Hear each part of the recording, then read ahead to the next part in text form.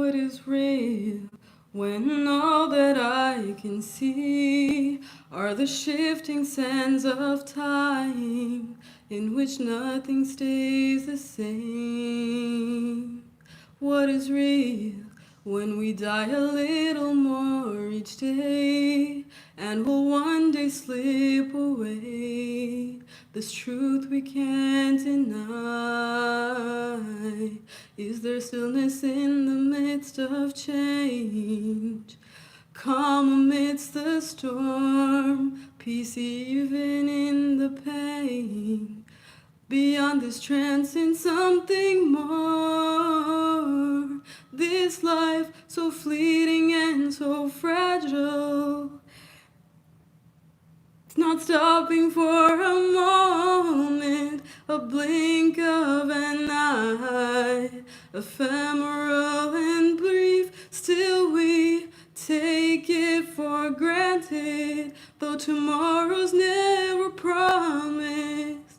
We think there'll be no end, no end.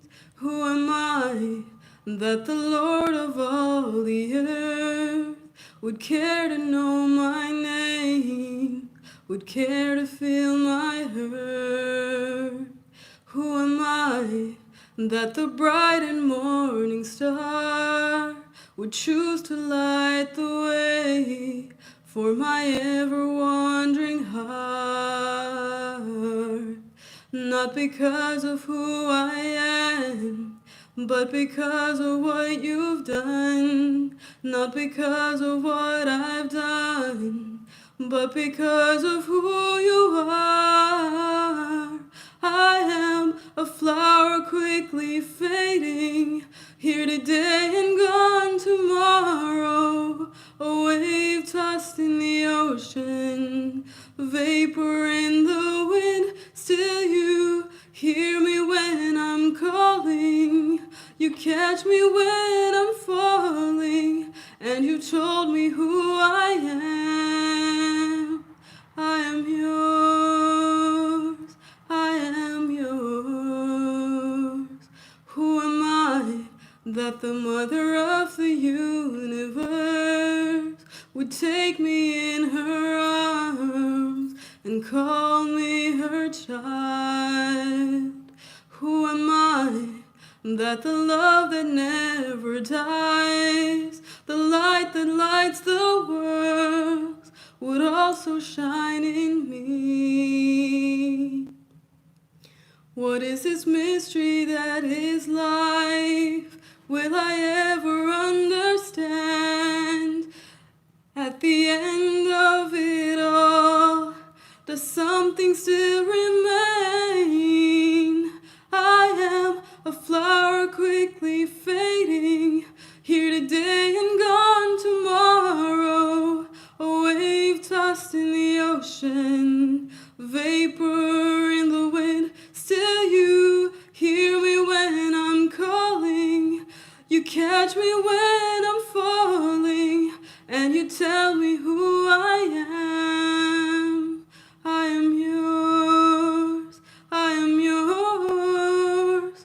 What shall I fear? What shall I fear? 'Cause I am yours, forever yours.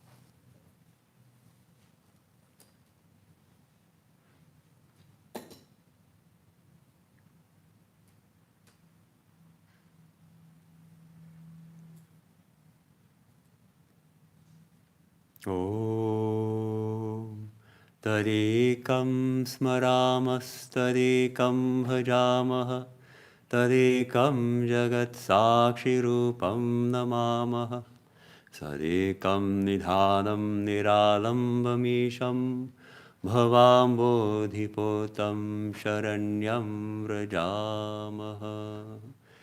Om Shanti Shanti Shanti. On that alone do we meditate, that alone do we worship, to that alone, the witness of the universe, do we bow, to that one who is our sole eternal support, the self-existent Lord, the raft to safety across the ocean of this world, do we come for refuge.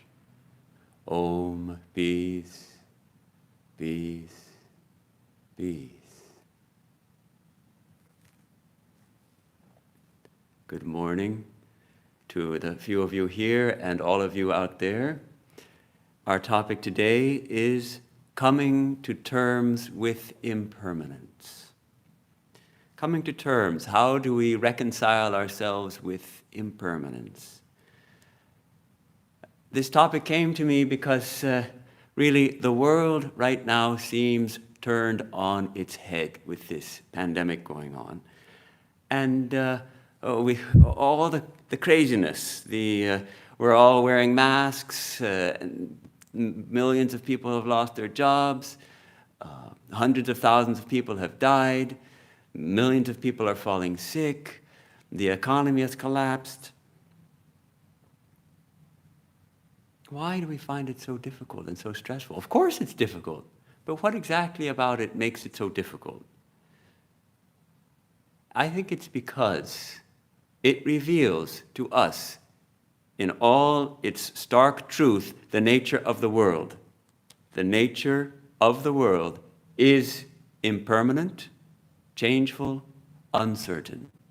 That's the nature of the world.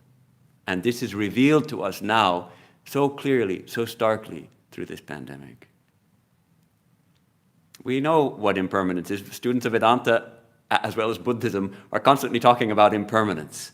Nothing stays the same, everything changes. You know, the Sanskrit word for jagat, for this world, is jagat. What does it mean? The changing. The very definition of this world is that which changes. But mostly, though we know it, we don't live that way. We feel that people and things have at least a kind of relative permanence about them. And we treat them like that. Of course, things are changing. The hairline gradually recedes. In some cases, it's completely receded. And the hair starts to turn gray slowly. The gum line also recedes. Wrinkles start to slowly appear on the face. The back gradually hunches over. This we can call subtle impermanence. Things gradually decay, but so slowly that day to day, hour to hour, day to day, we don't notice it. It's when we look at a photograph from 5 years ago that we think, oh my God, how much he has aged. Oh, look how dark my hair was 5 years ago. So we are also faced with what we call gross impermanence. We drop a glass, it shatters on the ground into hundreds of smithereens. We crash our car, and it's broken into several pieces, and maybe we even lose our life in the crash. Someone close to us suddenly dies of a heart attack or a stroke, and it's sudden, and it strikes us that, wow, impermanence. These changes happen quickly. So this is what we're seeing with the pandemic, where everywhere a large-scale demonstration of gross impermanence, people losing their jobs, economy collapsing, millions becoming sick, and hundreds of thousands dying, all of this. And why is this so extremely upsetting to us? Because we have not come to terms with impermanence. Of course, that's not to say that it's easy to do. It's very easy to say, yes, all is going to pass away. This too is going to pass. I also am going to die. It's very easy to say. But that's always in some indeterminate future time that we think of that. We live as if all this will remain, and we strive so hard to preserve everything. And it reminds me of when I was a boy and I visited the National Archives in Washington, D.C., and there they have enshrined, literally enshrined, in the temple to American democracy, the founding documents of this country, the so-called Charters of Freedom, the Declaration of Independence, the Constitution, the Bill of Rights. And we were told that, of course, they're encased in special protective cases, which every night are lowered 22 feet below the main rotunda where they are displayed to a vault, a nuclear bomb-proof vault, 22 feet below, encased in concrete and whatever. And recently, in 2003, they have updated it. So now they're encased in a titanium and aluminum case with special ultraviolet-proof glass and filled with argon gas so that there's no degeneration of the thing. And a new vault underneath. It's probably even more strong. And at the touch of a button, they can go down to preserve them for eternity. I wonder which will dissolve first, if the boxes one day will be filled with powder, or if the boxes themselves will die first. But we know that nothing lasts. Even those precious parchments sealed with argon gas, they're not going to last. So this is what we do. We try to preserve that which can't be preserved. We dye our hair. We apply caps on our teeth, or nowadays put in new teeth. We apply all kinds of lotions and potions to our skin to remove the wrinkles. And we're always fighting against entropy, this tendency of everything to go into randomness. The tendency, this is part of the second law of thermodynamics, those of you who remember your physics classes, that every isolated systems spontaneously evolve towards thermodynamic equilibrium, the state with maximum entropy. Tendency to go into decay, into disorder. And this always used to strike me so much when going to visit Dakshineshwar, the sacred grounds where Sri Ramakrishna lived and where he practiced his spiritual disciplines. When we go there from Belur Mutt, our main monastery, which is across the river, about a mile, maybe it's a mile away, or a mile and a half, I'm not sure, we can take a boat and we go along the bank of the river. And there you see a perfect demonstration of the tendency of things to just break down. Because people build what are called bathing ghats, steps leading down into the river where people go for their bath.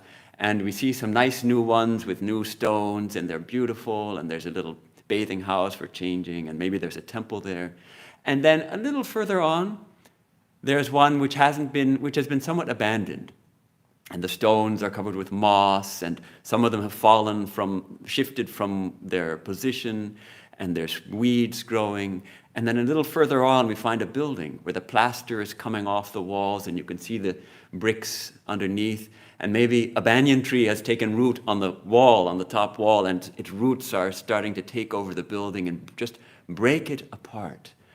And we see that without constant vigilance, without constant attention, everything just breaks apart and goes back into dust.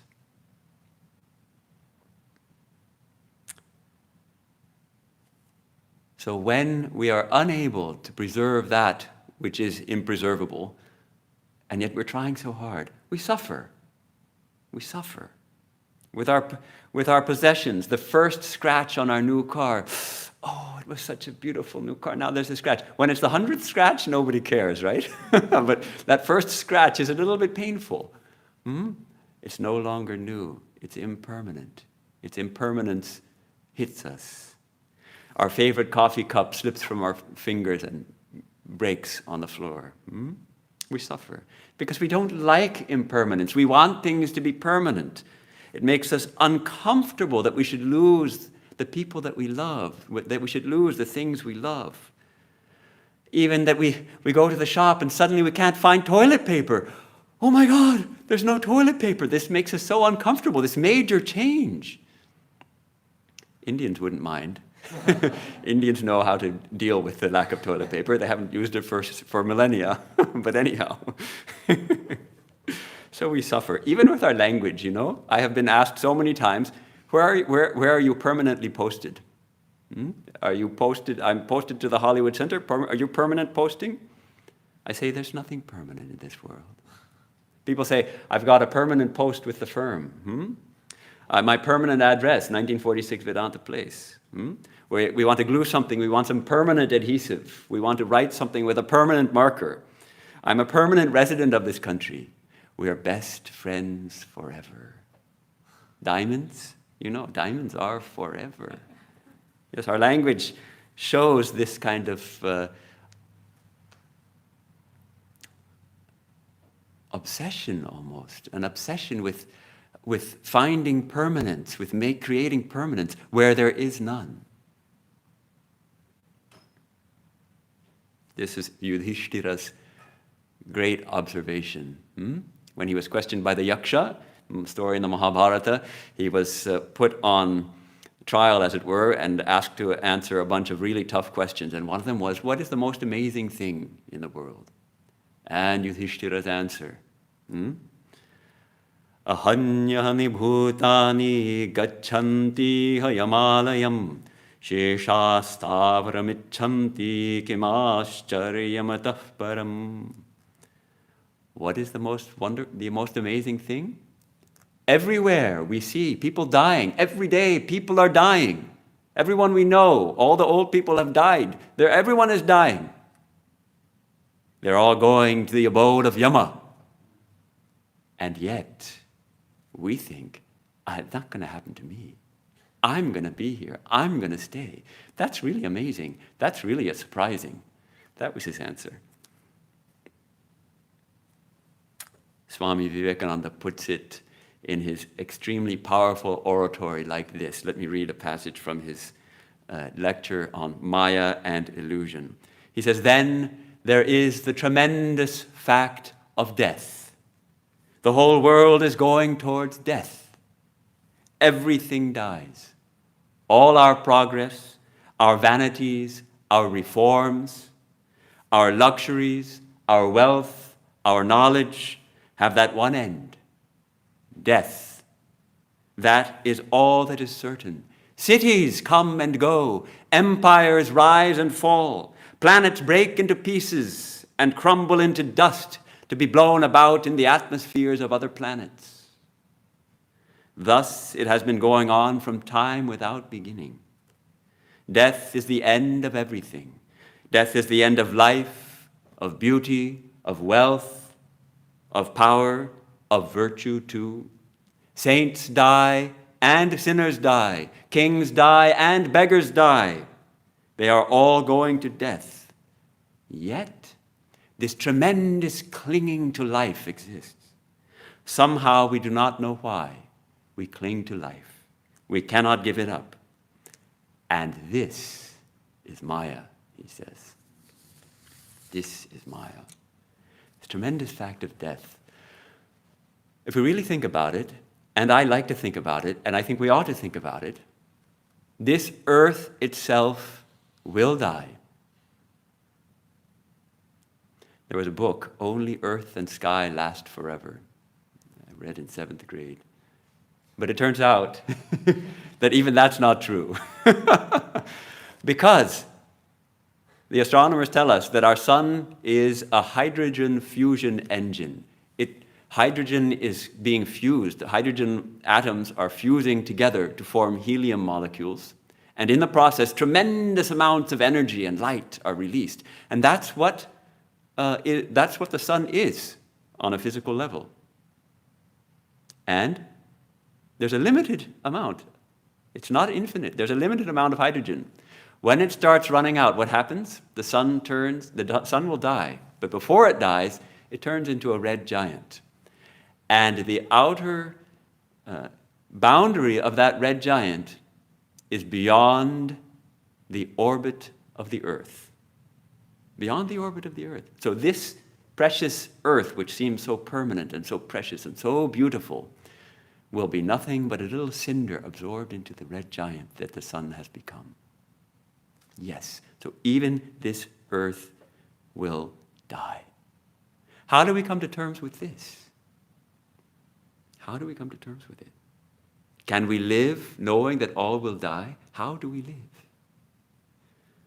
Religions have tried to offer various answers to this question. Both Vedanta and Buddhism take up in a serious way this topic of impermanence, and both offer approaches to dealing with it and understanding it. And of course, we are Vedanta students, but I find it wonderful to see also what Buddha has to say about it and learn from Buddhism as well. We can see how Buddhism can enhance our understanding of impermanence. Buddhism tends to emphasize the impermanence of all phenomena, and including our minds and thoughts, and at the same time the interdependence of all phenomena. Everything is dependent on everything else.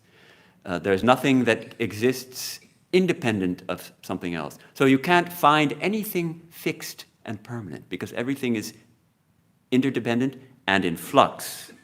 We don't find even a permanent self in Buddhism with any independent existence. And in recognizing this deeply comes enlightenment, true awakening to our Buddha nature, in Mahayana at least, our Buddha nature, which is awake, is pure consciousness. And the Vedantic approach tends to follow Buddhism right to the end. Vedanta also finds that all manifestation is impermanent, including also our mind and our thoughts. But at the very end, takes a slightly different turn and says, let's find the permanent within the impermanent. Let's find that ground of being, that infinite consciousness which lies at the root of all. That is our true self. That is our true nature. It is undying. It is unchanging. It is of the very nature of bliss. Sat Chit Ananda. So we're looking at the same truth from different angles. So if we can come to a deep acceptance of the fact of impermanence, then we can stop fighting against it, which is only an exercise in futility. I don't mean that we should stop painting our house. Yes, we have to paint our house every few years or it will disintegrate. And so long as we're living in it, so long as we're providing for our families in it, yes, we're going to paint our house. We're going to fix the door when it breaks. We're going to do all those things. But we're not mentally fighting against it. We're not mentally got to paint the house again. All right, that's part of it because this is the nature of things. And once we can truly accept that all is impermanent, we free ourselves from this fear of uncertainty. This discomfort that we have with the impermanence of everything, we can free ourselves from that. We can even start to appreciate impermanence. Because if it weren't for impermanence and change, for instance, we could never watch our children grow up. We could never watch our young daughter grow up to be a beautiful young woman, or our young son grow up to be a handsome young man. Say we had a bad habit, we could never get rid of it. That would be change. Then our habit would be impermanent. Yes, thank God there's impermanence. Thank God I can give up a bad habit like smoking, right? So it cuts both ways. One of my little hobbies is I'm fascinated with photographing flowers, and especially photographing them up close. And now in this modern day and age, we all have a camera in our pocket. Almost all of us, at least I always have a camera in my pocket. And it's wonderful to photograph the flowers, and they're so beautiful. There's something exquisitely attractive about flowers. What is it about them that is so attractive?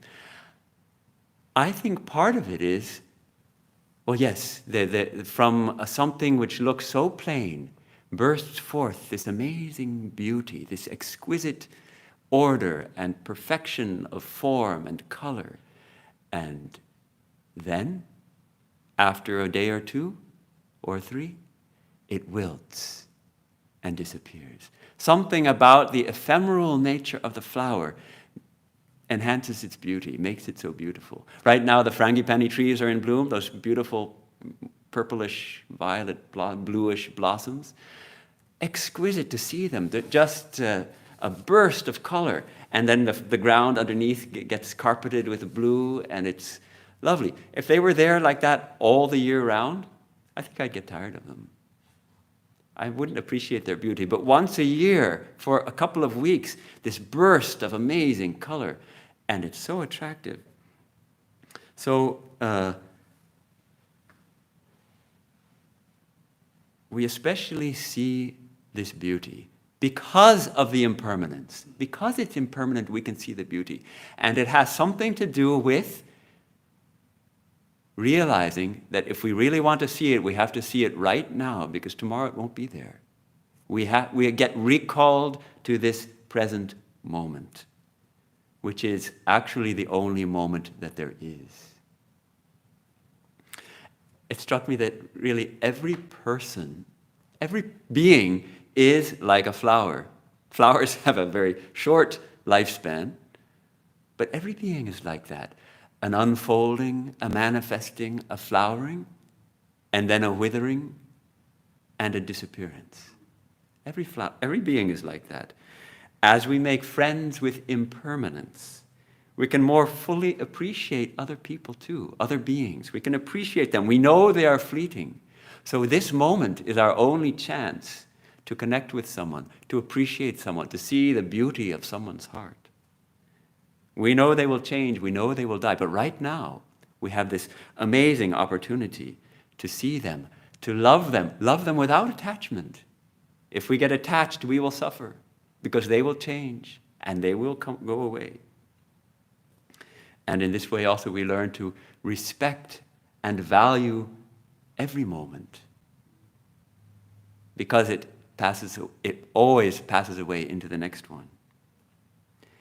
And living in the present moment is living in freedom.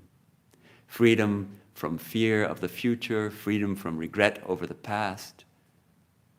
It's a life of spiritual awakening. If we apply this idea also to our mental states, this becomes an extremely powerful technique, an extremely powerful, to remind us that when we are overcome by very strong emotions like grief or anger or lust, and it seems like, how do we get out of it? How can we find a way through this? To recognize, to remember, to remind ourselves, this will pass. It's not permanent. It is impermanent. When we feel so identified with it that we have become grief, we have become anger, we can remember this too shall pass. Of course, the thing is, we want the difficult states of mind to pass, and we want the sweet states of mind to stay and not change at all. We have to take both. But what we gradually attain is an equanimity that cannot be called either happiness or suffering, a deeper peace. There's a story about this. An ancient king was king of a kingdom, and he was a good man, but he had this difficulty. He was continuously torn between happiness and despondency, like most people. But he was aware of it, and he was suffering from it. He felt that he would become so happy, and then he would become so despondent and excited, and then dejected, and he wanted to find a way out of it. He had heard that there was a very wise woman living in his kingdom, an enlightened woman. So he sent word to her to please come to the palace and give him some instruction. So when she came, he explained his predicament. I find so much difficulty with my emotions and handling. I'm happy and then miserable. What shall I do? I'll give you any amount of, if you can give me something that will help me over this problem, I'll give you anything. And she said, well, yes. What I can give you, it's so valuable. Even if you were to give me your whole kingdom, that would not be equivalent. So I'll give it to you as a gift. So she goes, and she comes back a week later with a precious box and hands him the box. And he opens it, a carved box, and he opens it, and he finds a gold ring. And on the ring is engraved, "This too shall pass." And he said, "What is this?" And she said, "Yes, put it on your finger. And every time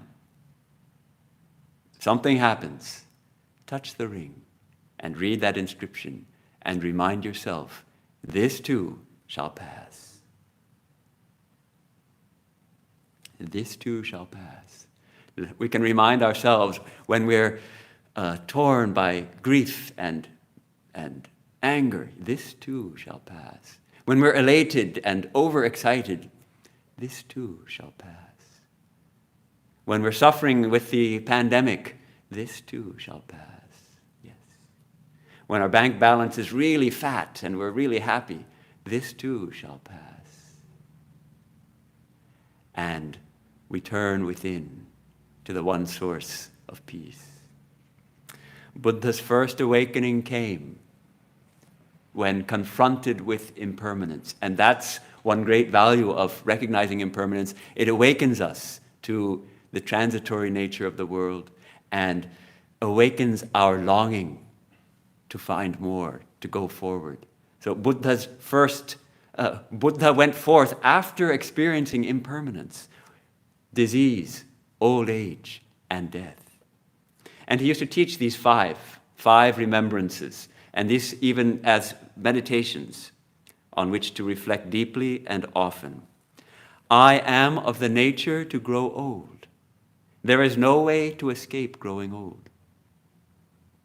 No way. We're young here. I still feel young. You are young. And yet there is no way to escape it. I am of the nature to have ill health. There is no way to escape ill health. Everyone suffers from health problems. Everyone. I am of the nature to die. There is no way to escape death. All that is dear to me and everyone I love are of the nature to change. There is no way to escape being separated from them. Say when even the marriage vow in the Western tradition, in sickness and health, etc., till death do us part. Death will part even the best friends forever. Yes, death will part all of us. And interesting, the fifth remembrance is not quite intuitive, but it's beautiful. My actions are my only true belongings. I cannot escape the consequences of my actions. My actions are the ground upon which I stand. So these are the 5 remembrances that Buddha taught. And if we contemplate this, this could lead to anxiety and depression. That's not the purpose. It could lead to anxiety and depression. But what's the purpose? To awaken our striving for enlightenment, to awaken our striving, and to simply accept the fact that in this moment, the truth that nothing lasts, accept this moment. Let's accept it. Nothing lasts. Can we really accept it? Freedom is the goal. Freedom from craving, freedom from expectations, freedom from hopes and desires. This comes as we begin to dwell in the miracle of being right here, right now. So that is how I see Buddha and the Buddhist tradition as informing our quest to come to terms with impermanence. Now let's touch a little bit on Vedantic ideas, shall we? Sri Krishna tells Arjuna in the Bhagavad Gita, this beautiful verse, Matra sparshastu kaunteya shitoshna sukha dukkhadah agama payino nityah tam stitikshasva bharata. So the sensations like heat and cold, happiness and misery, these arise, Arjuna. This is Sri Krishna telling Arjuna. These come from the contact of our organs, our sense organs, with objects. They come and they go. Bear with them, Arjuna, bear with them. They come and they go. Like Buddhism, Vedanta begins with the ephemeral nature of phenomena.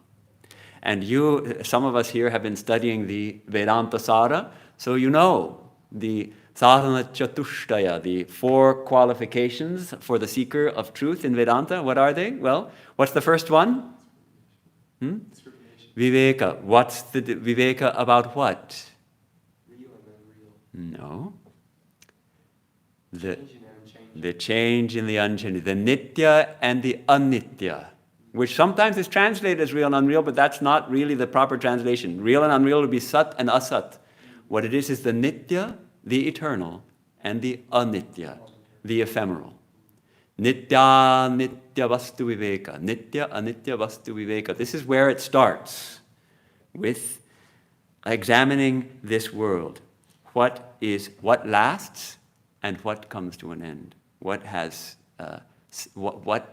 And of course, what happens? We examine this world and we find that nothing is nitya here. Everything is anitya, everything is impermanent, everything passes, everything dies. What happens naturally from that? We turn away. We say, hey, I can't find anything here. I can't find no refuge here, no home, no place of stability in this world. Then, okay, give it up.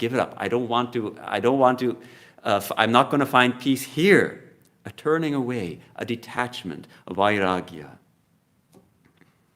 Let me read a little from another of Swami Vivekananda's great talks called The Real Nature of Man, given in London on 21st June, 1896. Here he points out the very ephemeral nature of all experience. He says, the world vanishes in a moment and is gone.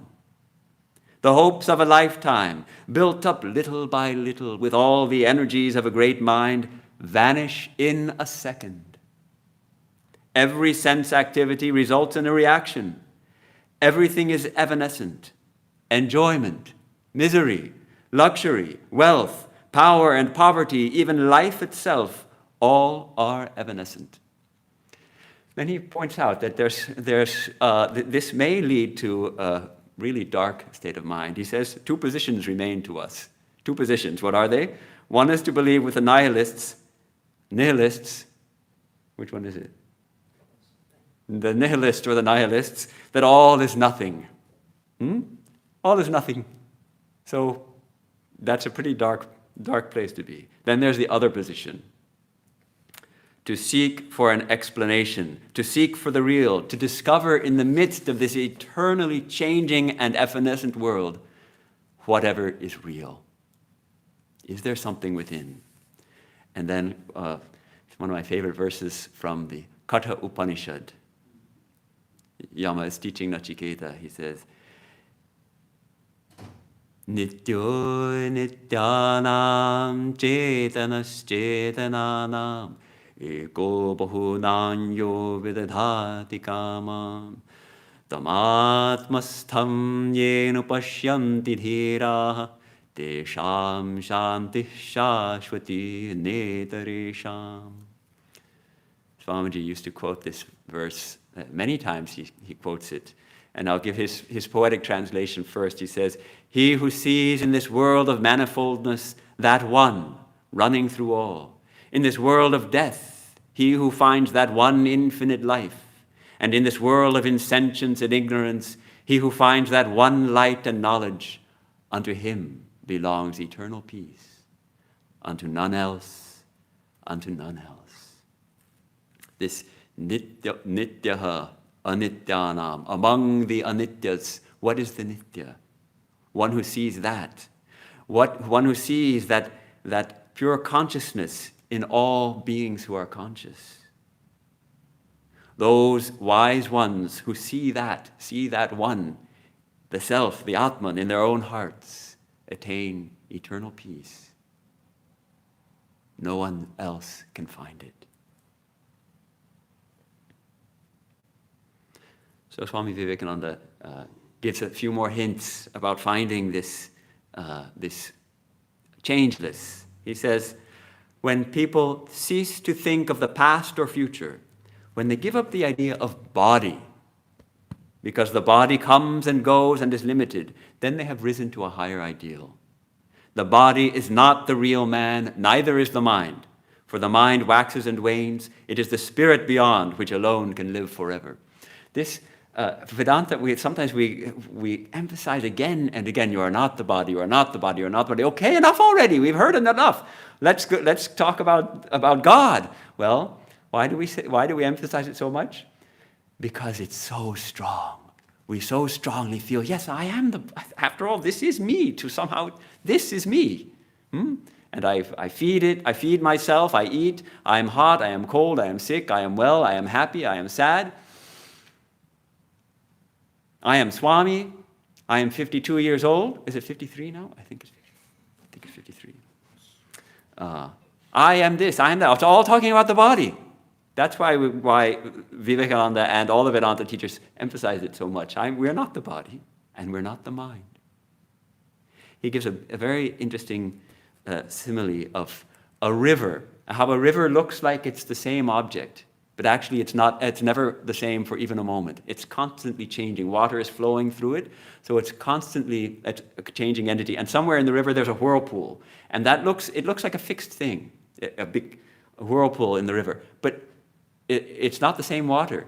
The water keeps moving through it, and only the whirlpool, it's some kind of form, but nothing fixed about it. Our bodies and minds are exactly the same, he says. He says, the body and mind are in fact only names of series of changeful phenomena, like rivers whose waters are in a constant state of flux, yet presenting the appearance of unbroken streams. Every particle in this body is continually changing. No one has the same body for many minutes together, and yet we think of it as the same.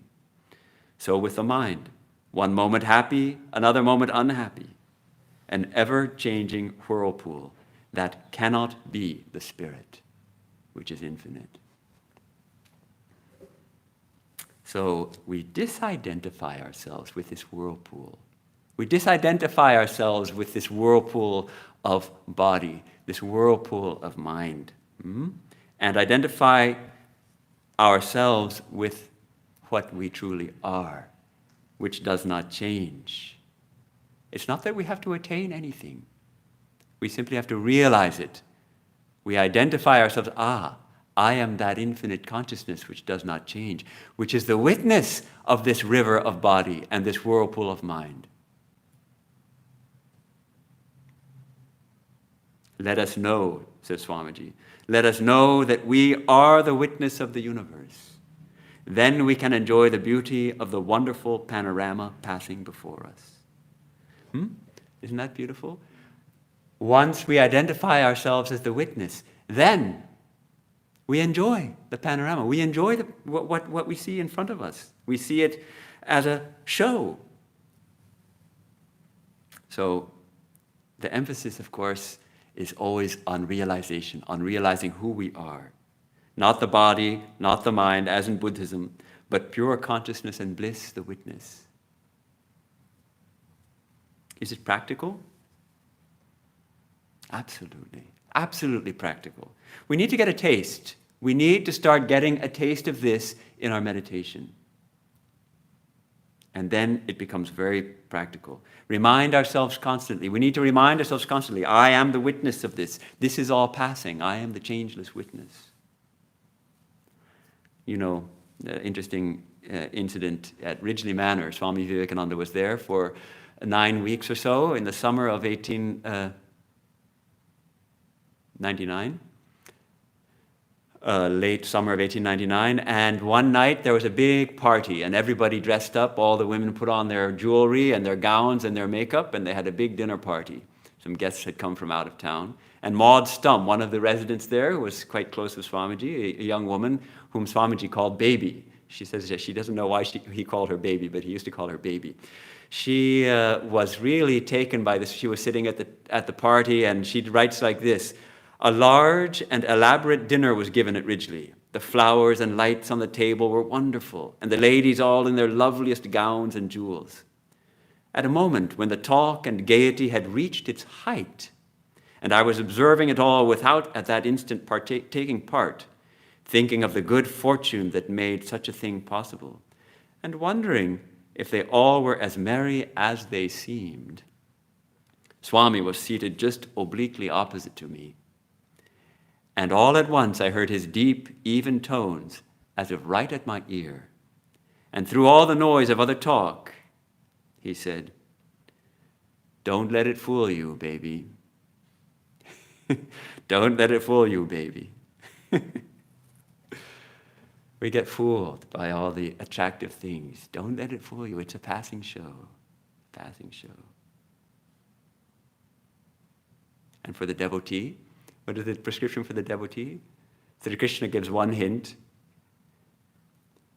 In just half a verse of chapter 9, Anitya Masukalokam imam prapya bhajasva mam. Anityam, this Anitya Masukam Lokam, this world, having come into it, it's of the nature of change. It is anitya. It doesn't last. And it is asukha. We cannot find any lasting happiness. Bhajasvamam. Worship me. Turn to me. Hold on to me. Come running to me, the unchanging.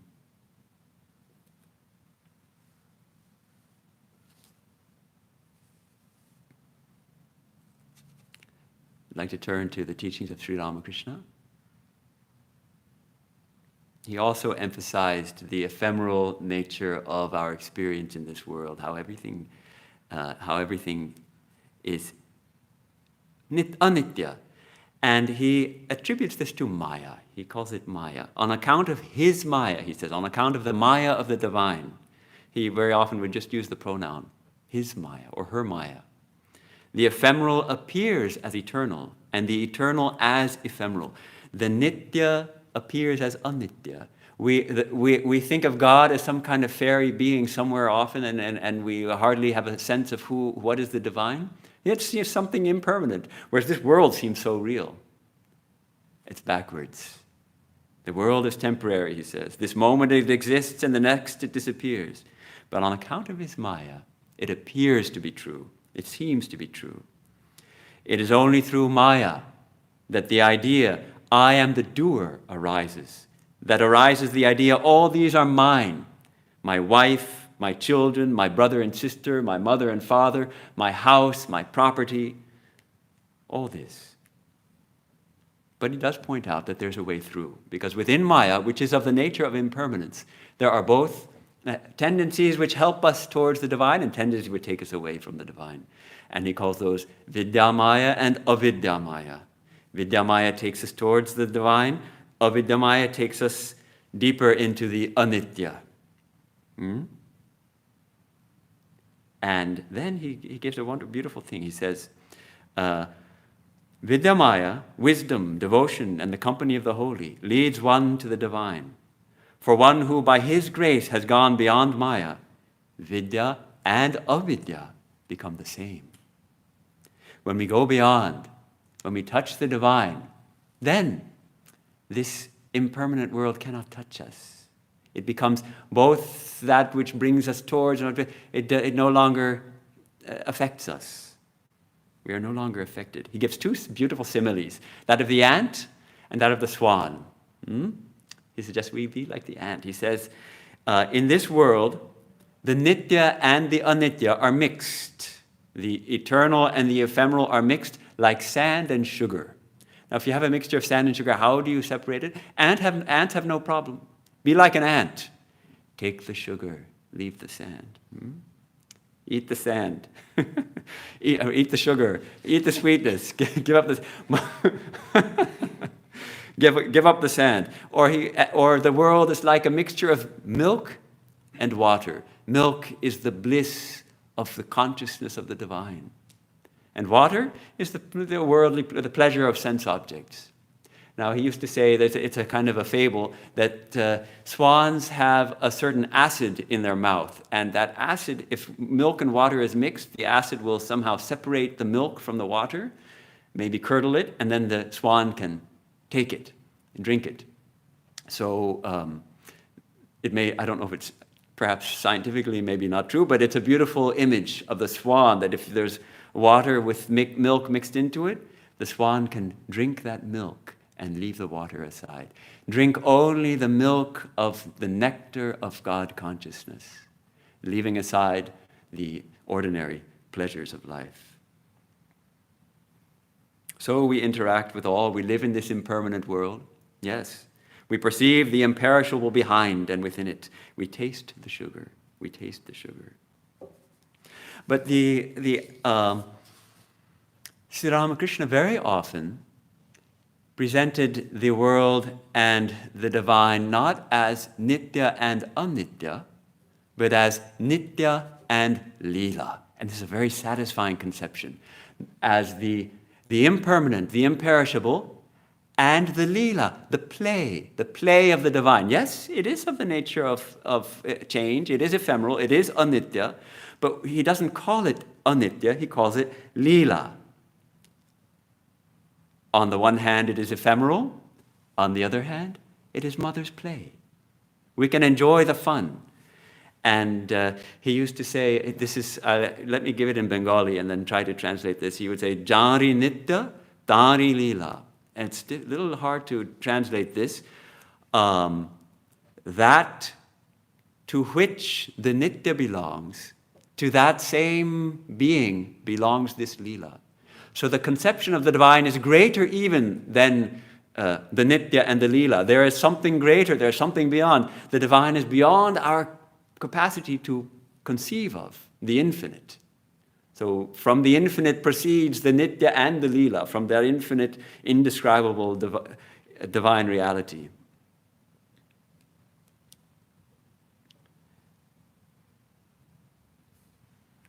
So he says, the nitya belongs to the same being to whom belongs the lila. You cannot set aside the nitya and understand just the lila. And it is only because there is the lila that you can transcend it step by step and attain the nitya. So the lila is our friend. So long as I consciousness exists, one cannot go beyond the lila. Through the yoga of meditation, employing the method of neti, not this, one can reach the nitya. But nothing can be really denied. So he doesn't ask us to deny the lila. Yes, it's a play. And yes, we understand it as mother's play. And then we play with mother. And if someone will object, of course, as Swami Turiyananda, the young Hari, objected, but this play of God is our death. And Sri Ramakrishna, what did he ask? He said, yes. But tell me, who are you? I see that divine has become everything. The divine has become all this.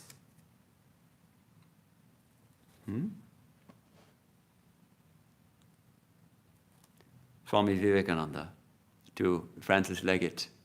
He, the playful one, is playing these tears and laughters over all parts of the play. Both the tears and the laughters are part of the play. It's a play. It is a funny world, he says, a funny world, and the funniest chap you ever saw is he, the beloved. Infinite, the beloved infinite, fun, is it not? Brotherhood or playmatehood, a school of romping children let out to play in this playground of the world, isn't it? Whom to praise, whom to blame? It is all his play.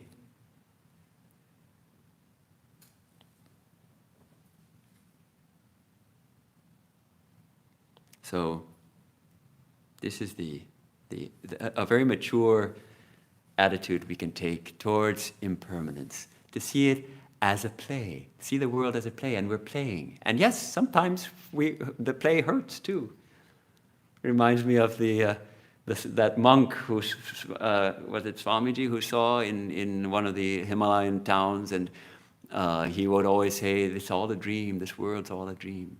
And some boys took it upon themselves to torture him, and they threw stones at him and chased him off. And so he was stoned, and he was bleeding from cuts on his face. And the boys were shouting, so you still say this world's a dream?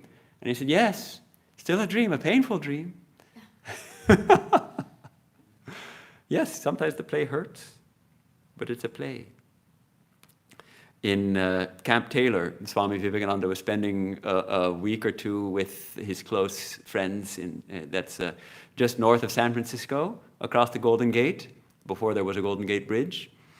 And one Miss Bell was there. And one day after the morning meditation, Miss Bell announced, "This world is an old schoolhouse where we come to learn our lessons." And Swamiji said, "Who told you that?" "Who told you that?" She couldn't remember. Then he said, "Well, I don't think so. I think this world is a circus. And we are the clowns tumbling in it." Miss Bell, "Why do we tumble, Swamiji?" Swamiji, "Because we like to tumble. When we get tired, we will quit." So I think this more or less brings us to the conclusion of the ideas I wanted to present that on the one hand,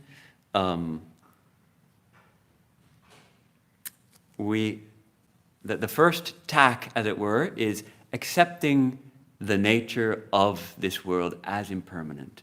The more we can accept it, the more we can actually appreciate everything. The less we are going to be caught by a craving for permanence where we can't find it. The more we can be awake to the present moment, to the beauty of everything before us, the more we can let go and let everything pass. The more we can gently be with our own thoughts, because they too shall pass. They too shall pass. And then turning away from entanglement with the impermanent, seeking the permanent, seeking the divine, finally seeing this impermanent as suffused with the divine, seeing the ground of being behind everything, and then understanding that it's a play, understanding that it's a Lila, and remembering always our true nature as infinite, unchanging consciousness and bliss. Let me close with a quote from Swami Vivekananda. He was speaking here in Los Angeles on 5th of January 1900, and a talk that was titled, "We Ourselves," but which now is titled, "The Open Secret." But originally was titled, "We Ourselves." He says, "Therefore there is hope for all. None can die. None can be degraded forever. Life is but a playground, however gross the play may be. However we may receive blows and however knocked about we may be, the soul is there and is never injured. We are that infinite." Thus sang a Vedantin. "I never had fear nor doubt. Death never came to me. I never had father or mother, for I was never born. Where are my foes? For I am all. I am the existence and knowledge and bliss absolute. I am it. I am it. Anger and lust and jealousy, evil thoughts and all these things never came to me. For I am the existence, the knowledge, the bliss absolute. I am it. I am it. My real pleasure was never in earthly things, in husband, wife, children, and other things. For I am like the infinite blue sky. Clouds of many colors pass over it and play for a second. They move off, and there is the same unchangeable blue. Happiness and misery, good and evil, may envelop me for a moment, veiling the self, but I am still there. They pass away because they are changeable. I shine because I am unchangeable. If misery comes, I know it is finite. Therefore, it must die. If evil comes, I know it is finite. It must go. I alone am infinite, untouched by anything, for I am the infinite. that eternal, changeless self. So sings one of our poets, says Vivekananda. We'll have a little closing music and then a little time for questions.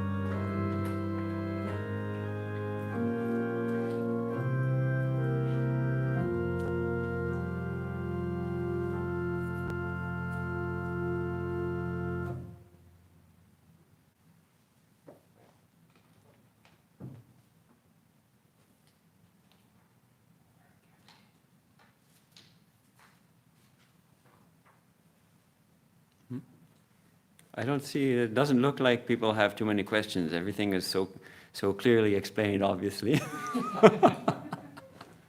And this is very strange because now, see, we can see the thing going on here. What is this kind of, it struck me, this whole system of speaking to, this is my first time speaking to a camera, by the way, and I salute all of you who are watching from a distance, and thank you for joining us.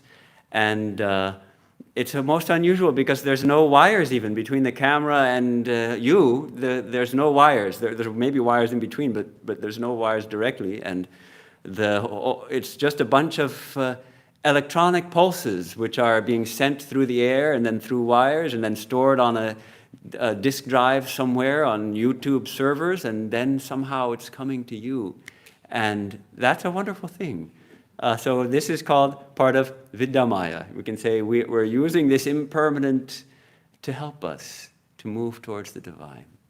So it's wonderful that we can join together like this. And I will close with a chant, which is one of my favorite prayers from the hymn to Shiva, praying for forgiveness for our transgressions by Shankaracharya. And there's a powerful verse at the end. Ayurnashyati pashyatam pratidinam yati kshayam yauvanam pratyayam tigatah punarna divasa kalo jagad bhakshakah lakshmi stoyataranga bhanga chapala vidyuchalam jivitam tasman mam sharanagatam sharanada tvam raksha rakshadhuna tasman mam sharanagatam sharanada tvam raksha rakshadhuna. Om shanti shanti shanti. Day by day does man come nearer to death. His youth wears away. The day that is gone never returns. Almighty time devours everything. Fortune is unsteady as the lapping of waves on water. A lifetime passes by like a flash of lightning. O Shiva, O giver of shelter to those that come to thee for refuge, protect me who have taken refuge at thy feet. Protect me who have taken refuge at thy feet. Om, peace, peace, peace.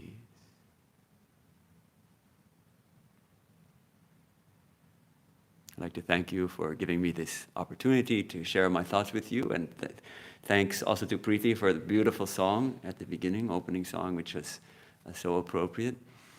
And announcement, tomorrow is Memorial Day. Traditionally, we have a retreat of the reading of the complete works of Swami Vivekananda. We're still going to do that, but we're going to do it remotely. So starting at 10 o'clock here in Hollywood, a few of us will come to the temple and read, and we'll start with a little message from Swami from Swami Sarvadevananda, which we will stream on our live stream. So people all over the country will be reading with us the complete works of Swami Vivekananda. And then at 1 o'clock, there'll be a short closing comments from Swami Satyamayananda. And we hope that within those few hours, with enough people, the entire complete works will have been read. Next Sunday, Swami Sarvadevananda will speak on Come, Mother, Come. That powerful lines from Swami Vivekananda's poem, Kali the Mother. And our classes continue on live stream. You see our website for the details, but Tuesday, Wednesday, Thursday, Friday nights at 7:30 p.m., Tuesday afternoon at 4:30 p.m., Wednesday morning at 10:30 a.m. All these are offerings. And then we have our evening prayer, our arati, and it's really nice to see people are joining from all over the world, our evening prayer live. We have 20 minutes of chanting and singing, and then 40 minutes of silent meditation. And it's wonderful that we are brought together like this at a distance when we can't be together in person. Om Shanti Shanti Shanti Harihi Om Tat Sat Shri Ram Krishna Arpanam Astu.